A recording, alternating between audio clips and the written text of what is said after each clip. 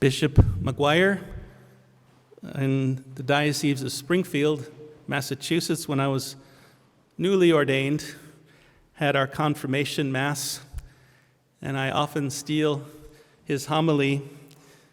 He said, "It depends on whose hands you're in."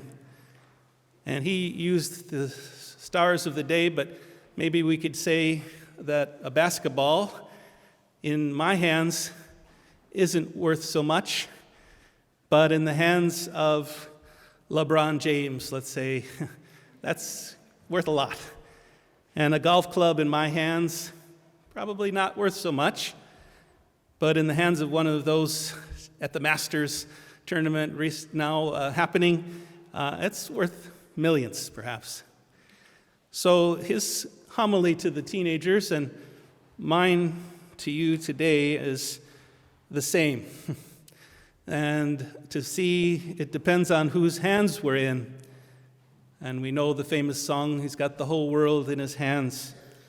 But we have the gospel today, which shows us of where we often see the great needs before us in comparison to our very little ability to solve that problem.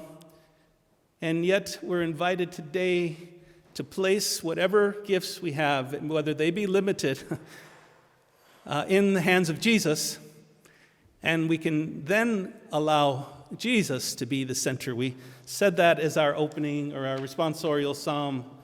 One thing I seek, to dwell in the house of the Lord. And yet I think our natural thing that we think of first is, wow, I have no way to solve this problem, or wow, there's so many issues and needs that I need to be concerned about in the world. And yet today we're called to remember, first and foremost, that we must, there's one thing that we seek.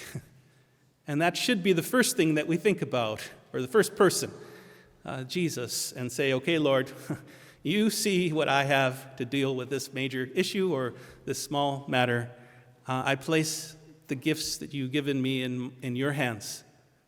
You do the work and allow God to then use us in whatever way God desires.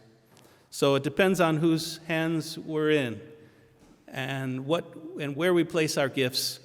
So that's my invitation to you today, to trust God, to put God in the place that God desires to be and in fact is the center, and place the limited gifts that we might have, whatever that might be, but they're gifts in God's hands to do the work that we see needs to be done.